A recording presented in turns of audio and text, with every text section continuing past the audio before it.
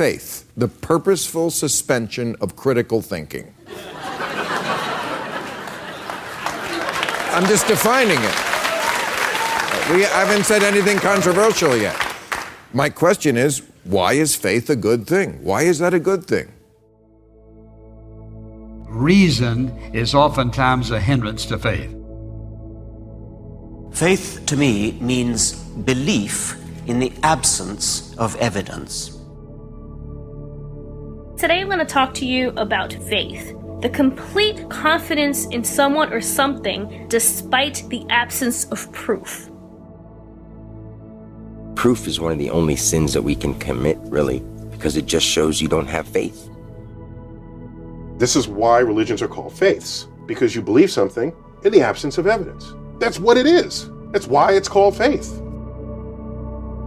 When we talk about faith, and you probably Google it, it comes up and says something to the effect of belief in the absence of evidence. And so for me, faith is a struggle for me because I have to walk forward and believe that without the evidence, I'm okay. If there were evidence for it, why would you need to call it faith? You'd say just evidence. We only need to use the word faith when there isn't any evidence. Faith is believing in something you can't see, you can't feel, something that can't be proven. Then how do you know which is the right faith? I think that's a gut thing. I don't think about a right faith. I think about what resonates with me. I feel authentic. It brings me peace. I think there is no absolute truth in any religion. I think it's a matter of subjective experience. I kind of just trust my intuition, trust my gut. You just know. You just gotta follow it. You just gotta follow what you think is your faith. If faith is blind, then what makes one belief better or worse than any other? And if it's just a leap in the dark, why should any of us feel obligated to believe anything at all? My name is Shane Rosenthal. I was raised in a Jewish home, but became an atheist at a very young age. Later, as I began to question things, I ended up losing faith in my atheism and converted to Christianity. Since that time, I've never stopped asking questions, and I've spoken with authors and scholars from all over the world in order to explore the beliefs and ideas that shape our lives.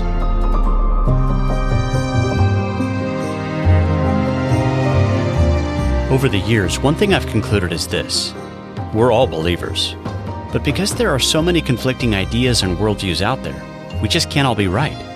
So how do we find the truth? On this podcast, we'll start by asking questions.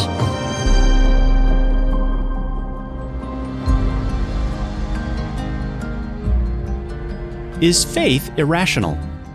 That's the subject I'll be exploring on this edition of the Humble Skeptic podcast. And to get the ball rolling, I'd like you to listen to the following exchange that took place some years ago between Bill Maher and the conservative Christian activist Ralph Reed. I want to thank you for being here because, a lot of people who are people of faith don't want to, even be seen with me because I am the opposite of a person of faith. So I appreciate your courage. And I want to ask you right off the bat, faith, the purposeful suspension of critical thinking. I'm just defining it. We haven't said anything controversial yet. My question is, why is faith a good thing? Why is that a good thing? Well, speaking for myself, faith gives me a sense of purpose. It gives me a moral compass. It's a relationship. It's not a set of rules. I understand that some people look at it and say, well, you're not really thinking for yourself. That's not really true. I do think critically. I study things, but I believe my destiny is resolved. And when you feel that your eternal destiny is resolved, you have a peace and a comfort and a freedom and a liberty to do the right thing and not care what other people think. Well, I'll give you comfort. I'll give you that one. So, because when you've convinced yourself that there is this place you're going to go for which there is absolutely no evidence, it is just something people pulled right out of their Ralph. I'm sure it is easier to lay your head at night at the pillow and think, oh, this is good because, if I die in my sleep, it's only going to get better.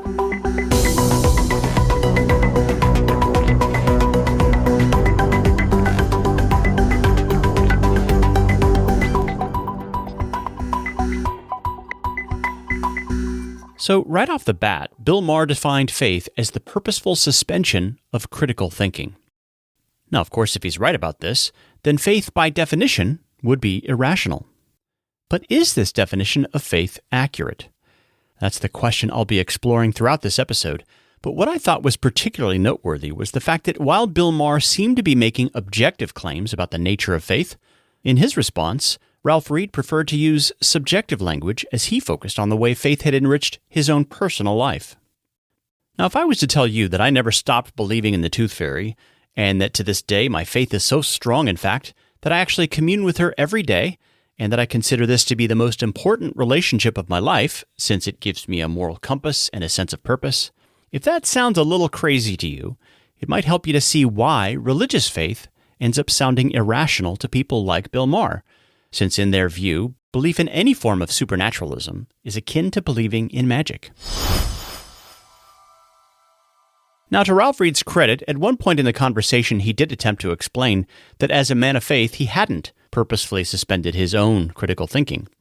But ultimately, the only justification he ended up providing for faith had to do with its practical value. Quote, "My faith gives me a sense of peace, comfort, and the freedom to do what's right, regardless of what other people think." But the elephant in the room, of course, is whether or not his faith is just as irrational as believing in the Tooth Fairy. Now, as you heard, Bill Maher conceded the point that faith gives people comfort, particularly when it comes to contemplating our own mortality. But the point he wished to stress more than anything was that all religious beliefs about the afterlife were simply ideas that men had, to put it somewhat less crudely, pulled completely out of thin air. This, of course, begs the question, has Bill Maher in fact investigated all the claims that men have made throughout history about the afterlife? And is he able to provide evidence to corroborate his claim that all such views have been totally made up? Or is he simply making a dogmatic claim that each of us needs to take, well, on faith? I think my own story is relevant here because, like Bill Maher, I used to be a thoroughgoing secularist who was convinced that all religious beliefs and ideas were essentially rooted in made-up stories designed to explain the unexplainable. Truth be told, I still believe this accounts for many of the world's religions and worldviews, whether ancient or modern. But as I began to study the life of Jesus, I ended up being convinced that my views about this particular individual simply weren't consistent with the facts I kept bumping into. As John Adams famously said, facts are stubborn things, and whatever may be our wishes, our inclinations, or the dictates of our passion, they cannot alter the state of facts and evidence. This is what I tried to flesh out in my search to discover whether my dad really had been at the piano bar that served as the inspiration for Billy Joel's Piano Man. If you haven't yet heard that program, check out the links in the show notes for the pilot episode. I didn't want to blindly follow either family tradition on the one hand or my own subjective intuition on the other.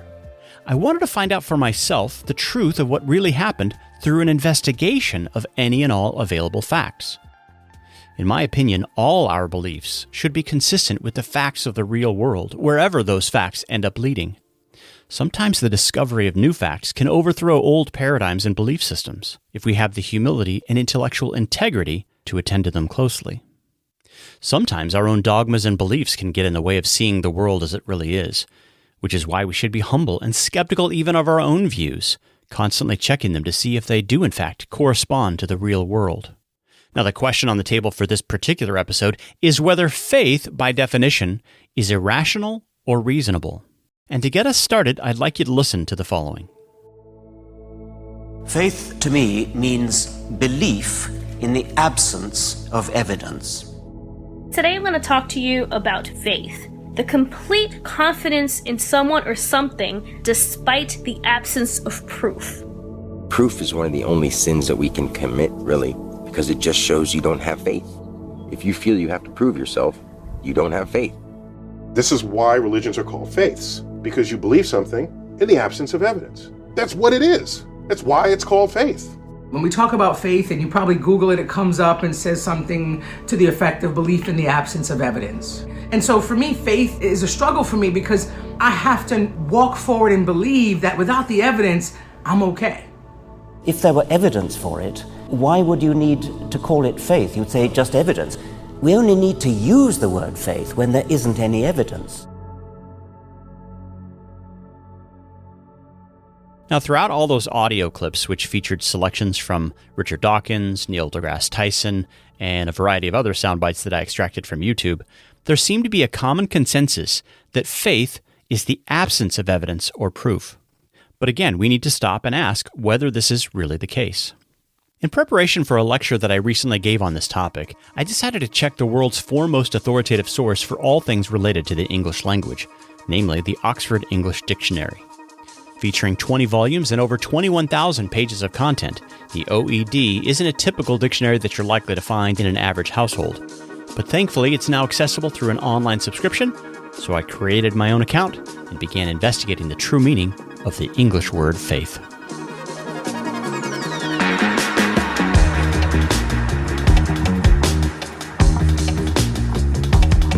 One thing that immediately becomes clear with an exhaustive dictionary of this kind is that just about every word in the English language happens to have multiple definitions.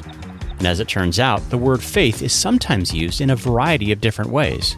Sometimes it refers to an oath of loyalty, as with a good faith promise, but it can also refer to a system of religious belief, such as the Christian or Muslim faith. But among all the varying definitions I was able to discover in the Oxford English Dictionary, one that I was not able to find was the idea that faith is believing something in the absence of evidence. In fact, what I actually found was the complete opposite. What? According to the Oxford English Dictionary, one of the definitions of faith is this: belief based on evidence, testimony, or authority. Now, among the citations included as an example of this definition of faith is a selection from a book by Isaac Watts, written in 1725, titled Logic, or the Right Use of Reason in the Inquiry After Truth. Here's the relevant passage.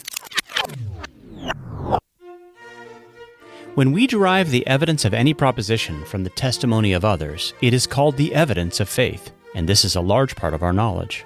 10,000 things there are which we believe merely upon the authority or credit of those who have spoken or written of them. It is by this evidence that we know there is such a country as China, and that there was such a man as Cicero who dwelt in Rome. It is by this that most of the transactions in human life are managed, according as the persons that inform us of anything are many or few, or more or less wise and credible, so our faith is more or less firm or wavering, and the proposition believed is either certain or doubtful." End quote. So now let me ask you this. Have you ever been to Antarctica? If not, why do you believe it really exists? Well, if you think about it, you're likely to believe in the existence of Antarctica because of the evidence of so many trustworthy witnesses who have written and spoken about it, along with the fact that they've never been contradicted. According to Isaac Watts, faith isn't believing in something in the absence of evidence, but instead rests on the credibility and trustworthiness of others. And as he states, the more witnesses you have, and the more credible their testimony, the more firm you will become in your faith. So in this light, faith is an entirely reasonable and rational thing. In fact, it's something we can't live without. I discussed this point with Australian historian and New Testament scholar John Dickson a couple of years ago, and here's what he had to say during that conversation. Faith, in its sort of original meaning, it really comes down to confidence or trust. That's the root idea of the word. The idea that it's sort of blindly accepting things without evidence is a brand new definition in the history of the world. You can actually date when this started to happen, when people started to use the word faith in the sort of believing things without evidence, is in the 1800s. Now, I have never looked through the microscope at the things biologists tell me are going on in cells. Everything I know about the nature of the cell, I got from my science teacher and from the science textbook. And I accepted it. And I found the same thing reported elsewhere, and so I built up a general confidence. So even someone like Richard Dawkins, most famous atheist, is relying on his buddies in physics to know about the speed of light. He's never actually gone and tested that. He's relying on the testimony in academic journals or his friends down the road in Oxford. He judges them to be worthwhile, valuable, trustworthy, and he believes it.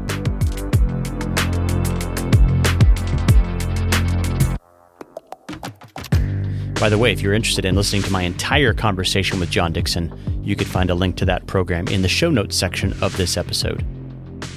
Now, as you heard in that clip, John Dickson argued that it wasn't actually until the 1800s that the definition of the word faith began to change into this idea of belief in the absence of evidence.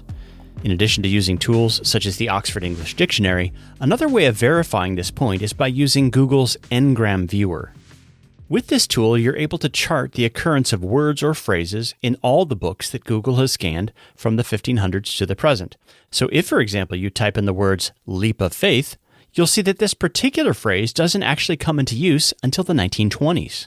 If you'd like to see an image of the graph I created using the Google Ngram viewer, again, just head to the show notes section of this episode. Now, I was able to find one section of the Oxford English Dictionary that defined faith as belief or confidence without any evidence or proof. But as it turns out, this is the definition that appears under the phrase blind faith. The word blind, you see, is the key term of this phrase since it ends up modifying the kind of faith that is involved. But if faith always meant belief in the absence of evidence, why would anyone have felt the need to add this particular modifier? For if by definition faith is a kind of blind leap, then the phrase blind faith would be completely redundant. Another question I decided to investigate was the nature of the word faith as it appears in the Greek New Testament. In other words, is the original Greek word for faith similar to the English word as defined by the OED, or is it closer to the definition given by the likes of Bill Maher, Richard Dawkins, and Neil deGrasse Tyson? Well, as it turns out, the Greek word for faith is pistis, which is defined by one prominent lexicon as that which evokes trust and faith.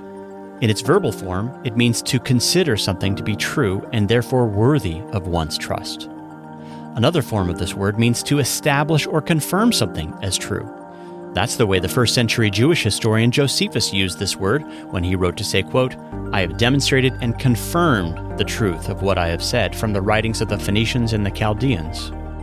Aristotle used this word when he wrote to say that, quote, "True theories are the most valuable for conduct as well as for science. Harmonizing with the facts, they carry conviction," end quote. And a first century writer by the name of Strabo used the word pistis when he said, quote, "This investigation only confirms us all the more in our belief." In each of these cases, the Greek word for faith, just like its English counterpart, isn't viewed apart from but is supported by evidential considerations. Furthermore, in the Gospel of John, chapter 10, Jesus himself says this, quote, "If I do not do the works of my Father, do not believe me. But if I do them, even though you do not believe me, believe the works themselves, so that you may know and understand that the Father is in me." Here it seems clear that Jesus does not view faith as some kind of blind, irrational leap, but instead we find him recommending that people believe him on the basis of what they see and hear him do. Now, at this point, some of you may be wondering about one verse in particular from Hebrews chapter 11. This verse says, quote, "Faith is the substance of things not seen, the evidence of things hoped for." If faith is the substance of things not seen, isn't that clear proof that the Bible actually supports this idea of blind faith? Well, I'm convinced that this verse has been greatly misunderstood and is the source of a great deal of confusion about the nature of faith in our day. And so I'll be exploring this passage in some detail in the next episode. The question I'm attempting to answer on this program is whether or not faith is rational. In this sense, I actually find myself agreeing to some extent with the critique of faith as presented by the likes of Bill Maher, Richard Dawkins, and others. Because if faith is defined as the suspension of critical thinking or believing in things without any appeal to evidence, then with them, I would conclude that faith isn't a good thing. In fact, this is the primary reason that I end up rejecting most of the world's religious and worldview claims. You see, in most cases, we're simply invited to accept as true a particular set of dogmatic claims without any appeal to evidence whatsoever.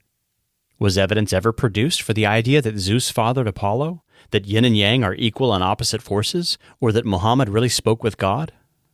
With regard to that last point, there's actually a revealing passage in the Quran in which the Prophet of Islam specifically asks Allah whether or not he will provide a sign in order to authenticate his revelations. But Muhammad is told, quote, "The signs belong to Allah, so tell the people, I am only but a public preacher." Is it not enough that we have revealed to you the book which is recited to them? In short, no signs were to be given. Nothing outside the Quran itself attests to its supernatural character or authority.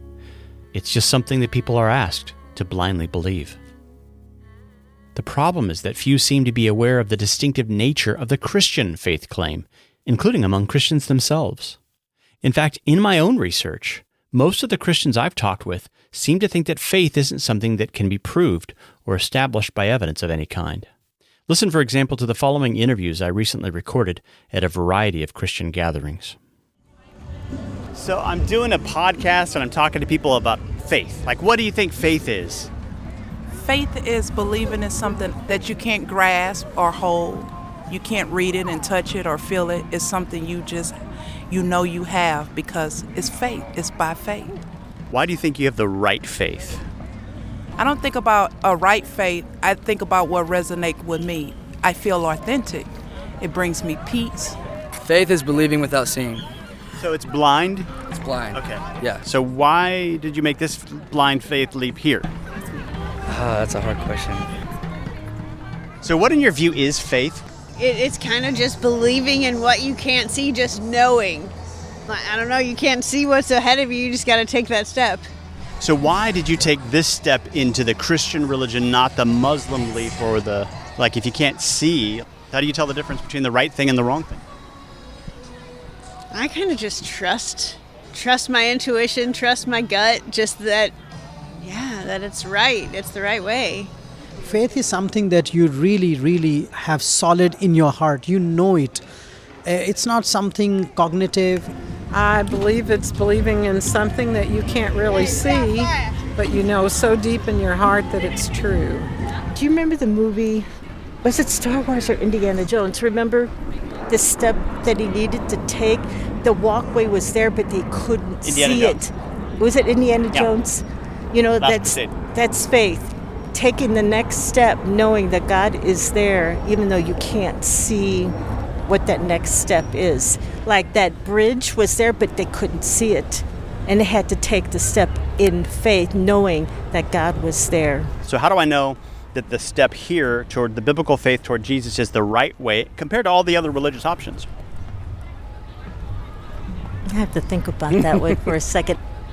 Faith is believing in something that you can't see, you can't feel, something that can't be proven. So then how do you know which is the right faith? I think that's a gut thing. There's no scientific formula for it. It's just a gut thing, a heart thing, something internal that is of the supernatural and can't really be explained. A lot of people, even here, say that you can't prove faith. Faith is a subjective thing. What do you think about that? I would agree you can't prove it. I kind of live my life just off of faith and trust. Would you call it a blind trust? I guess. Okay. Yeah. How would you define what faith is? I don't know. I think it's a leap in the dark. Yeah. There are a lot of holy books. There are a lot of religions, a lot of gods. Right. So why this one? I think for me, just the word love sticks out when it comes to God. The God that I serve, he wants a relationship, and that's what's held me to him. Were you raised in the faith? I was. Yeah, because I've talked to Muslims who give similar answers. They say, I was raised in Islam, I was raised with the Quran.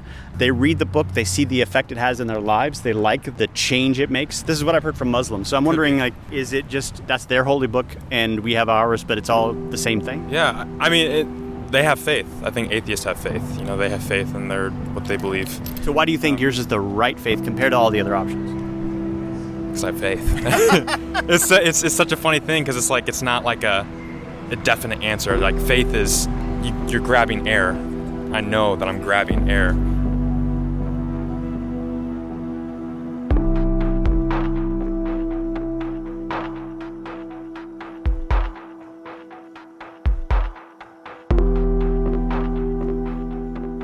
So to summarize the views expressed in those interviews, faith isn't something that you can see or prove. It's not cognitive, but something you just know intuitively, deep down in your heart. It's a gut thing that just can't really be explained. In fact, it's sort of like grabbing air. After interviewing close to 100 individuals at a variety of Christian events over the past few months, the overwhelming majority of the answers I received ended up sounding similar to the ones you just heard.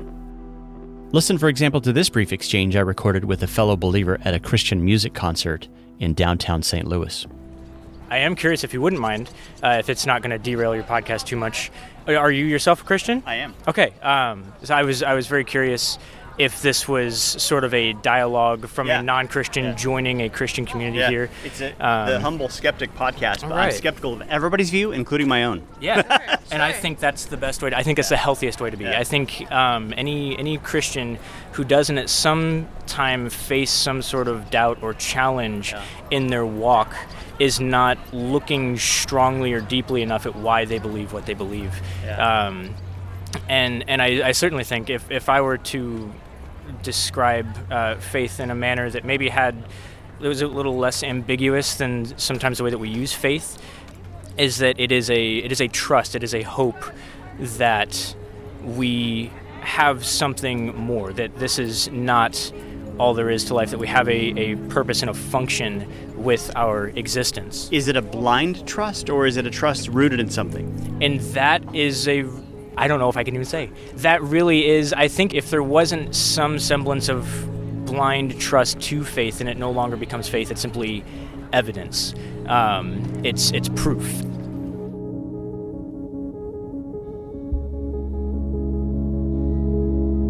Now, what's particularly striking is the fact that this young Christian is expressing a view that is nearly identical to the one put forth earlier by the well-known atheist Richard Dawkins.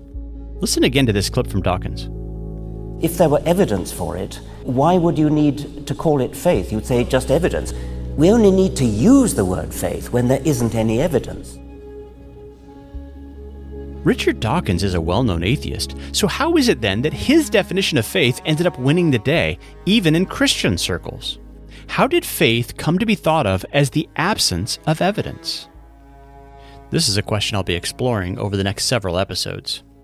Though this new definition of faith seems to have gone mainstream, there do seem to be a few people still around, even in the world of science, who recall the older definition. For example, some years ago, physicist Paul Davies wrote a New York Times op-ed in which he attempted to argue that, quote, science has its own faith-based belief system. All science, he says, proceeds on the assumption that nature is ordered in a rational and intelligible way. You couldn't be a scientist if you thought the universe was a meaningless jumble of odds and ends. When physicists probe to a deeper level of subatomic structure, they expect to encounter additional elegant mathematical order. And so far, this faith has been justified. End quote. When Paul Davies says that science itself is based on faith, he's not suggesting that it's an irrational leap, of course, but rather that it's an explanation that best accounts for the world around us. Listen to what he says in this brief audio clip. You can't be a scientist without having faith that there really is a law-like order in nature. Faith used not in the term of believing in something you can't prove, but faith in the sense of reliance on something, an assurance that when we wake up tomorrow, the law of gravitation won't have switched in some arbitrary way.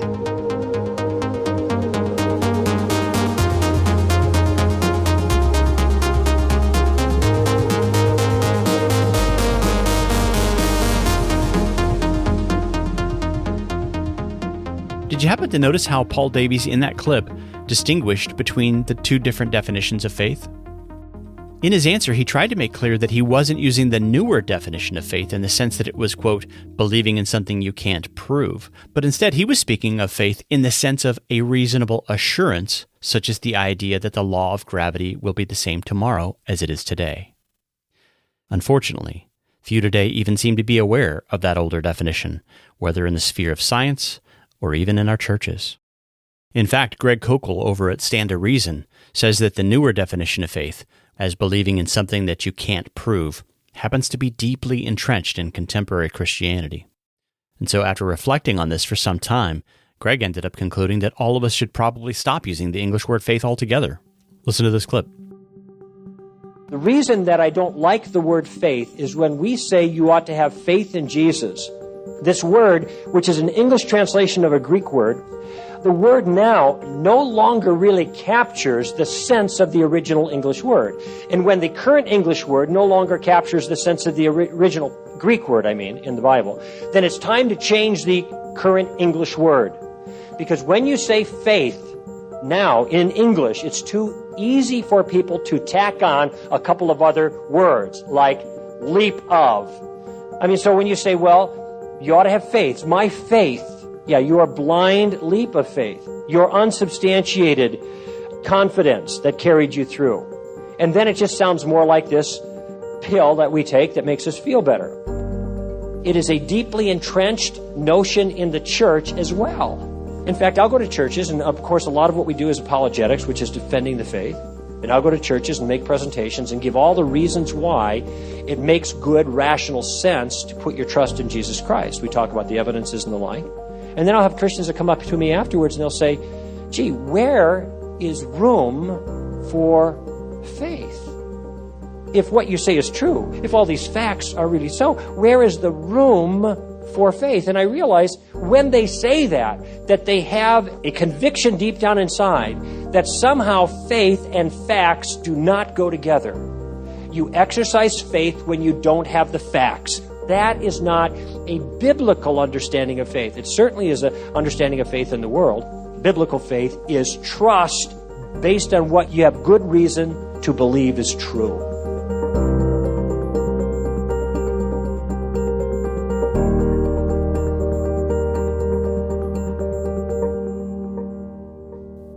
As Greg Koukl says there in that clip, the classic biblical definition of the word faith simply means confidence or trust based on something you have good reason to believe. In my humble opinion, this confusion about the meaning of the word faith lies at the heart of our ever-increasing secularism. Because if faith in God is no more rational than believing in Santa Claus or the Tooth Fairy, then why should anyone bother getting out of bed on Sunday morning? And why should one particular expression of faith be valued over and above all the other options? Along those lines, I'd like you to listen to this conversation. Out of all the religions in the world, why do you believe in the Bible and in Jesus? I grew up in a Christian denomination, and I found that the religious experience is something that supports you in situations that may be difficult, and also it gives you special joy when the situations are favorable. So I have developed my faith in Christianity because of the environment that I grew up with. It helped me to find it in that way. I talked to a Muslim once who said she was convinced that Islam was the right religion because of the experience she had and the change it made in her life. So when you're evaluating religious options, what's the thing that convinces you that it's the truth? Yeah, I think there is no absolute truth in any religion, and I think it's a matter of subjective experience, and I think God is above everyone, and God blesses every sincere heart, and it doesn't mean that you have to be in the right religion, especially to be saved. So I think there is truth in every religion. I think any religion I think is better than no faith at all.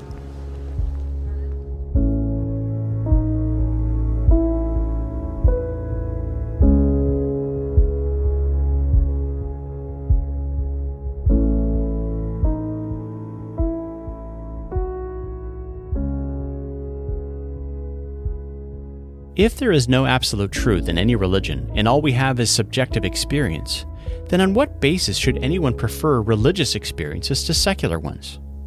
More importantly, if there really is no such thing as absolute truth in religious matters, then why should we accept as true any of the religious ideas and claims like this? Not only is this an unsubstantiated claim that we must blindly believe, but it's also completely contradictory. For most of the Christians I interviewed, faith isn't something that can be explained. It's just something you know deep in your heart or feel in your gut, not something cognitive that requires proof or evidence of any kind. But though this was certainly the majority opinion, there were a few notable exceptions to this rule. Listen to the way this particular Christian believer chose to respond to my questions. Why do you believe the Bible is the right holy book? There are other holy books, Book of Mormon, the Quran. Why do you trust this book? The evidence that has piled up over the centuries is the strongest I've seen of anything. For me, in my search, what is the top priority is truth. Is it true? And I am willing to do and to be whatever that is. And so I am constantly in search of the closest thing. And if I find something that I believe is true, I'm going to follow it. But the Bible so far hasn't let me down. Okay, that doesn't mean I have it all figured out. I don't have every question answered, but every question that I've had so far has so far been answered satisfactorily for what I know now. Given that, plus the evidence of how it has come together and how long it has stood the test of time, all of that put together makes it the best that I can find.